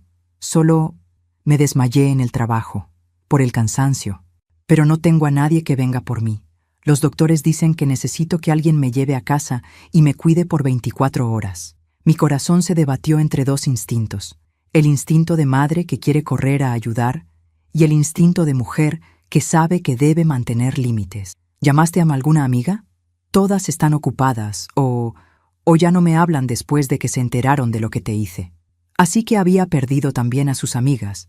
El precio del juicio social era otro que estaba pagando. ¿Qué hospital? El Hospital General. Pero mamá, si no puedes venir, llegaré en media hora, dije. porque aunque Mónica necesitaba aprender, aunque necesitaba enfrentar las consecuencias, yo no era Rodrigo. Yo no era las amigas que la abandonaron, yo era su madre, y las madres no abandonan. Las madres establecen límites, sí, pero no abandonan. Cuando llegué al hospital, Mónica estaba sentada en una silla de ruedas en la sala de espera, con una bata de hospital y una cara de agotamiento absoluto. Cuando me vio, empezó a llorar. «Tranquila», le dije, «estoy aquí». La llevé a casa de Gabriela, quien había aceptado dejarla quedarse esa noche para que yo la cuidara. No estaba lista para llevarla a mi casa. Todavía no. Le preparé caldo de pollo, le di sus medicinas, la arropé en el sofá de Gabriela. «Mamá», susurró antes de quedarse dormida. «Gracias, no merecía que vinieras». «No se trata de merecer», respondí. «Se trata de lo que es correcto». Me quedé despierta toda la noche, vigilándola dormir, y pensé en la ironía de todo. 6 meses atrás ella esperaba mi muerte. Ahora yo la cuidaba en su momento más vulnerable. La vida da vueltas extrañas, pero siempre, siempre se equilibra. Alguna vez desearon mi muerte. Meses después, vi ese mismo vacío en sus miradas mientras enfrentaban las consecuencias de sus propias elecciones. La vida siempre cobra sus deudas. Han pasado 14 meses desde aquella noche en la iglesia, cuando abrí los ojos dentro de mi propio ataúd. 14 meses que se sienten como una vida completa, como si hubiera muerto en ese ataúd y la mujer que salió fuera alguien diferente, alguien más sabia, alguien más libre. Hoy es domingo. Temprano en la mañana, como cada domingo desde hace 40 años, me levanté, me puse mi vestido sencillo y me preparé para ir a misa. Pero antes de salir, hice algo que se ha vuelto ritual. Me senté en mi sala con una taza de café de olla y miré las fotografías que adornan mis paredes. Ahí está Mónica de bebé, con esos ojos enormes y esa sonrisa sin dientes. Ahí está Mónica de primera comunión, con su vestido blanco y su misal. Ahí está Mónica de graduación, abrazándome con lágrimas de felicidad. Y ahí, en una fotografía nueva que añadí hace 3 meses, está Mónica de 34 años, con el cabello recogido, sin maquillaje, con el uniforme de la cafetería donde trabaja, sonriendo con una sonrisa diferente. Una sonrisa que ya no es de esperanza ingenua, sino de dignidad ganada. Las cosas cambiaron lentamente después de aquella noche en el hospital. No hubo un momento dramático de reconciliación. No hubo abrazos cinematográficos, ni promesas eternas. Hubo algo más real y más difícil. Hubo trabajo. Mónica siguió trabajando en la cafetería. Siguió pagando sus deudas poco a poco. Siguió viviendo con su amiga en un departamento pequeño. Y siguió viniendo a misa cada domingo, sentándose en la misma banca que yo, con el rosario de perlas entre sus manos. Durante los primeros 3 meses, no hablamos. Simplemente compartíamos el espacio sagrado de la iglesia. Ella rezaba. Yo rezaba. Y entre nuestras oraciones había un puente invisible que lentamente se estaba reconstruyendo. Un domingo, después de misa, me acerqué a ella. ¿Quieres un café? Ella me miró con ojos incrédulos. ¿En serio? En serio. Fuimos a una cafetería cerca de la parroquia, no la cafetería donde ella trabajaba, porque ambas entendimos que necesitaba ser un espacio neutral. Pedimos café, nos sentamos y hablamos, no sobre el pasado, no sobre el funeral, no sobre Rodrigo o las deudas o las casas perdidas. Hablamos sobre el presente, sobre cómo el clima estaba cambiando, sobre las flores en el patio de la iglesia, sobre el nuevo padre que había llegado a ayudar al padre Jiménez. Pequeñas cosas, cosas simples, cosas seguras. Y esas pequeñas cosas, domingo tras domingo, se convirtieron en conversaciones más largas, y las conversaciones se convirtieron en confianza. Y la confianza se convirtió en algo parecido a lo que teníamos antes, pero diferente, más real, menos ingenuo. Hace 6 meses, Mónica me invitó a ver el departamento donde vivía. Era diminuto, un cuarto con cocineta y un baño compartido, pero estaba limpio, ordenado. Y en la pared, junto a su cama, estaba colgada la fotografía de nosotras dos en el jardín cuando ella tenía 7 años. La salvé, me dijo. De todas las cosas que tuve que vender, esta fotografía fue lo único que protegí. Miré la imagen, 2 mujeres separadas por 30 años, la madre joven y fuerte, la niña feliz y confiada. Ese día, dijo Mónica suavemente. Ese día me acababa de caer de la bicicleta. ¿Lo recuerdas? Me raspé las rodillas y lloré mucho. Tú me limpiaste las heridas, me pusiste curitas con dibujitos, y luego me abrazaste y me dijiste algo que nunca olvidé. ¿Qué te dije? Me dijiste, mijita, las caídas duelen, pero lo importante no es no caer, es levantarse con dignidad. Sus ojos se llenaron de lágrimas. Me tomó 30 años entender lo que quisiste decir. La abracé. Por primera vez en 14 meses abracé a mi hija, y ambas lloramos. Lloramos por el tiempo perdido, por las palabras no dichas, por las heridas autoinfligidas, por todo lo que pudo ser y no fue. Pero también lloramos de alivio, porque aunque el camino había sido doloroso, habíamos llegado a algún lugar nuevo, un lugar más honesto. Hace 3 meses, Mónica recibió una promoción en la cafetería. La hicieron supervisora. No era mucho, pero para ella significó todo. Mamá, me dijo esa noche por teléfono, con una emoción en su voz que no había escuchado en años. Me reconocieron, por mi trabajo, por mi esfuerzo, no porque sea la hija de alguien o la esposa de alguien, por mí misma.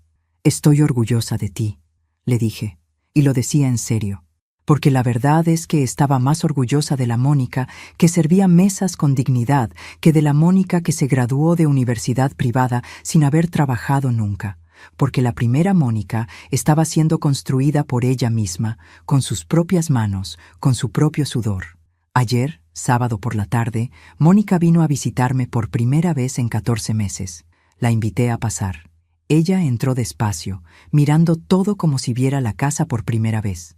O tal vez la veía realmente por primera vez, sin calcular su valor, sin inventariar sus tesoros, simplemente viéndola como lo que era, el hogar donde creció.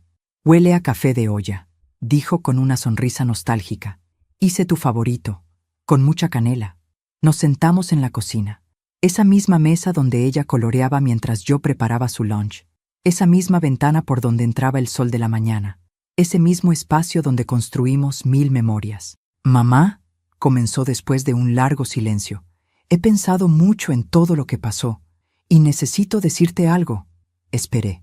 Durante mucho tiempo me he disculpado por lo que te hice, por haber deseado tu muerte, por haber planeado quedarme con tu casa, por todo. Asentí, pero nunca te agradecí. Levanté la ceja, confundida. ¿Agradecerme? Por amar tanto que estuviste dispuesta a morir para salvarme. Mónica, no, déjame terminar. Ella tomó mi mano sobre la mesa. Porque eso fue lo que hiciste, mamá. Te metiste en ese ataúd, te sedaste, te arriesgaste, todo para mostrarme quién me había convertido. Pudiste simplemente alejarte, pudiste desheredarme y ya, pero no lo hiciste. Me diste la lección más dura y más amorosa que alguien me pudo dar. Las lágrimas comenzaron a rodar por mis mejillas. Me obligaste a verme en el espejo, continuó. Me obligaste a enfrentar lo que me había convertido. Y sí, fue doloroso, fue devastador. Perdí todo. Pero mamá, necesitaba perderlo, porque lo que tenía no era mío, ni siquiera mi alma era mía. Era de Rodrigo, era del dinero, era de las apariencias. Y ahora, le pregunté suavemente, ¿de quién es tu alma ahora? Ella sonrió, con esa sonrisa nueva que había aprendido en estos 14 meses. Ahora es mía, y estoy aprendiendo a cuidarla. Nos quedamos en la cocina hasta que el sol comenzó a bajar.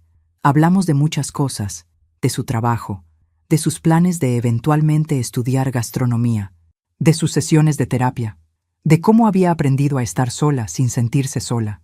Y también hablamos de Rodrigo. Lo vi hace 2 semanas, me contó, en el hospital. Estoy haciendo un voluntariado allí los fines de semana, ayudando a repartir comidas a los pacientes sin familia. ¿Y? Está muy enfermo, mamá. Cáncer, avanzado, y está completamente solo. Su familia lo abandonó, sus amigos desaparecieron. La mujer con la que se fue, obviamente, ya no está. ¿Y cómo te sientes al respecto? Mónica pensó por un momento. Triste.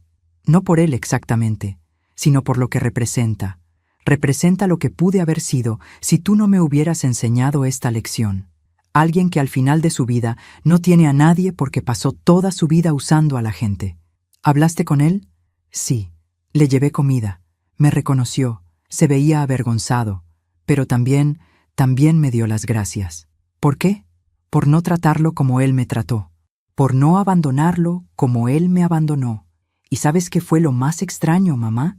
En ese momento entendí algo. ¿Qué? Entendí que el perdón no es para el otro, es para uno mismo. Yo perdoné a Rodrigo no porque él lo mereciera, sino porque yo merecía estar libre de ese odio. Miré a mi hija con asombro. Esta sabiduría, esta profundidad, no estaba ahí hace 14 meses. Había crecido, había madurado, había aprendido. Tu abuela me dijo algo muy similar, le conté, cuando yo estaba enojada con el conductor que mató a tu papá en ese accidente. Me dijo, Paulina, el odio es como tomar veneno esperando que el otro muera. Perdona para liberarte. Eso es exactamente, dijo Mónica. Y ahora entiendo por qué me diste el rosario de la abuela, para que recordara esa sabiduría, para que la llevara conmigo cada día. Sacó el rosario del bolsillo de su chamarra. Las perlas brillaban con ese brillo especial que solo tienen las cosas que han sido amadas por generaciones. Lo cargo todos los días, me dijo, y cada noche rezo con él, y cada vez que lo sostengo recuerdo quién soy, de dónde vengo y quién quiero ser. Hoy en la mañana, antes de ir a misa, me quedé un momento mirando mi reflejo en el espejo. Tengo 66 años. Mi cabello tiene más canas. Mi cara tiene más arrugas. Mis manos tiemblan un poco más que antes. Pero mis ojos tienen algo que no tenían hace 14 meses. Tienen paz. Porque aprendí algo fundamental en este viaje extraño y doloroso. Aprendí que el amor verdadero no es sacrificarse hasta desaparecer. No es dar todo hasta no tener nada. No es permitir todo para mantener la paz. El amor verdadero incluye límites, incluye dignidad, incluye el valor de decir no cuando es necesario. Aprendí que ser buena madre no significaba ser madre infinita, que podía amar a mi hija sin perderme a mí misma, que podía perdonar sin ser ingenua. Aprendí que a veces hay que fingir la muerte para aprender a vivir. En la misa de hoy, el padre Jiménez habló sobre las resurrecciones, no solo la de Cristo, sino las nuestras, las pequeñas muertes y resurrecciones que vivimos cada día. A veces, dijo desde el púlpito, mirándome directamente, tenemos que morir a una versión de nosotros mismos para nacer en otra. Tenemos que soltar lo que fuimos para convertirnos en lo que estamos destinados a ser. Después de la misa, Mónica y yo caminamos juntas por el jardín de la parroquia. Las rosas de Santa Teresa estaban en plena floración. «Mamá», dijo de repente, ¿alguna vez te arrepientes de lo que hiciste? ¿De fingir tu muerte? Lo pensé seriamente antes de responder. «No», dije finalmente, «porque si no lo hubiera hecho, nunca habría sabido la verdad. Habría vivido el resto de mis días con una mentira, y tú habrías vivido el resto de tu vida sin enfrentar quién te habías convertido. ¿Y valió la pena? ¿El dolor valió la pena? Todo dolor que nos enseña vale la pena», respondí, «porque el dolor que no nos enseña solo nos destruye, pero el dolor que nos transforma, ese nos salva». Esta tarde, mientras escribo estas palabras en mi diario, pienso en todas las mujeres que están leyendo mi historia. Pienso en las madres que se sacrifican hasta desaparecer. Pienso en las hijas que toman a sus madres por sentado. Pienso en las mujeres que han sido traicionadas por las personas que más amaban. Pienso en las mujeres que han fingido que todo está bien cuando por dentro todo se está rompiendo. Y quiero decirles algo que aprendí en estos 14 meses. Tienen el derecho de exigir respeto, incluso de sus propios hijos, incluso de su propia familia. Tienen el derecho de establecer límites, y esos límites no las hacen malas personas, las hacen personas saludables. Tienen el derecho de perdonar sin olvidar, de amar sin ser ingenuas, de ser buenas sin ser tontas, y tienen el derecho, el sagrado derecho, de reclamar su dignidad cuando alguien intenta quitársela, porque al final, lo único que realmente nos llevamos de esta vida no es el dinero, ni las casas, ni las propiedades. Es la dignidad con la que la vivimos. Es el amor que dimos sin condiciones, pero con sabiduría. Es la fuerza que encontramos en los momentos más oscuros. Mónica y yo estamos construyendo algo nuevo. No es lo que teníamos antes. Es algo diferente, algo más real. Nos vemos una vez por semana. Tomamos café, hablamos, a veces reímos, a veces lloramos. Y lentamente, muy lentamente, estamos sanando. ¿Cambiará mi testamento? No lo sé todavía. Tal vez algún día. Tal vez nunca. Pero esa no es la pregunta importante. La pregunta importante es, ¿está Mónica cambiando porque quiere cambiar o porque quiere heredar? Y cada día, cada conversación, cada gesto me da la respuesta. Está cambiando porque quiere ser mejor. Y eso es suficiente. Hay un refrán que mi madre solía decir: el tiempo todo lo sana, pero solo si tú dejas que sane. Yo estoy dejando que sane. Estoy dejando que el tiempo haga su trabajo. Estoy dejando que las heridas cierren naturalmente, sin forzar, sin apurar. Y estoy aprendiendo que la sanación no significa olvidar, significa integrar. Significa tomar el dolor y transformarlo en sabiduría. Anoche soñé con mi madre. Estábamos en su jardín, el mismo jardín donde me dio el rosario de perlas días antes de morir. «Estás haciendo lo correcto, Paulina», me dijo en el sueño. «Estás siendo fuerte sin ser cruel. Estás amando sin perderte. Estoy orgullosa de ti». Desperté llorando, pero no eran lágrimas de tristeza, eran lágrimas de alivio, porque durante tanto tiempo me pregunté si había hecho lo correcto, si había sido muy dura con Mónica, si debí simplemente perdonar y olvidar desde el principio. Pero ahora sé que hice exactamente lo que necesitaba hacer. Le di a Mónica la lección más difícil y más amorosa que una madre puede dar. La obligué a enfrentar las consecuencias de sus actos, y al hacerlo, no solo la salvé a ella, me salvé a mí misma.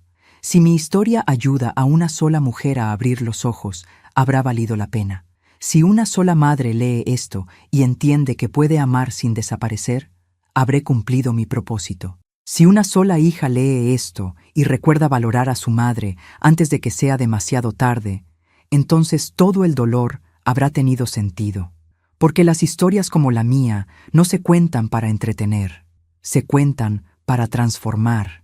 Y yo he sido transformada. Ya no soy la Paulina que fingió su muerte hace 14 meses. Soy la Paulina que resucitó, que reclamó su vida, que estableció límites, que perdonó sin olvidar, que amó con sabiduría. Y cada día, cuando me levanto y veo el sol entrando por mi ventana, cuando huelo el café de olla en mi cocina, cuando riego las plantas en mi patio, cuando rezo con un rosario invisible en mis manos, porque el de perlas ahora lo tiene Mónica, y eso está bien. Cuando hago todo eso, le doy gracias a la vida, porque estoy viva, porque aprendí, porque crecí, y porque al final, después de todo el dolor y todas las lágrimas y toda la traición, encontré algo que no sabía que había perdido. Me encontré a mí misma. Hace una semana, Mónica me preguntó si alguna vez podría usar el rosario de perlas en su propia boda, si algún día volvía a casarse. «Claro», le dije, «ese rosario es tuyo ahora, para que lo uses en tus momentos importantes y para que algún día se lo des a tu hija, si tienes una». «¿Y qué le diré cuando me pregunte de dónde viene?». Sonreí. «Le dirás la verdad. Le dirás que viene de 5 generaciones de mujeres fuertes, mujeres que cayeron y se levantaron, mujeres que cometieron errores y aprendieron de ellos, mujeres que amaron con todo su corazón, pero también con toda su sabiduría». Mónica me abrazó. «Gracias, mamá, por todo, por el rosario, por la lección, por no abandonarme incluso cuando yo estaba dispuesta a abandonarte. Las madres no abandonan», le dije. «Las madres enseñan, a veces con dulzura, a veces con dureza, pero siempre, siempre con amor». Y así cierro esta historia. Una historia que comenzó con una traición y terminó con una transformación. Una historia que comenzó en un ataúd y terminó con una resurrección. Una historia que comenzó con lágrimas de dolor y terminó con lágrimas de sanación. Me llamo Paulina Guzmán. Tengo 66 años. Y esta es la historia que necesitaba contar. No para juzgar a mi hija, no para castigarla, sino para mostrarle y para mostrarles a todas ustedes que siempre hay un camino hacia la redención, que nunca es demasiado tarde para cambiar, que el amor verdadero incluye límites y que a veces la mejor forma de salvar a alguien es dejar que toquen fondo para que puedan impulsarse hacia arriba. Gracias por escucharme hasta el final. Si esta historia tocó tu corazón, compártela con alguien que amas. A veces, una historia así puede cambiar todo un día. Cada día, una mujer, una lección de vida. Y recuerda, si alguna vez sientes que has perdido tu dignidad, que has permitido demasiado, que te has desaparecido tratando de mantener la paz, recuerda que puedes levantarte de tu propio ataúd. Recuerda que puedes resucitar. Recuerda que nunca, nunca es demasiado tarde para reclamar tu vida. Que Dios te bendiga. Y hasta la próxima.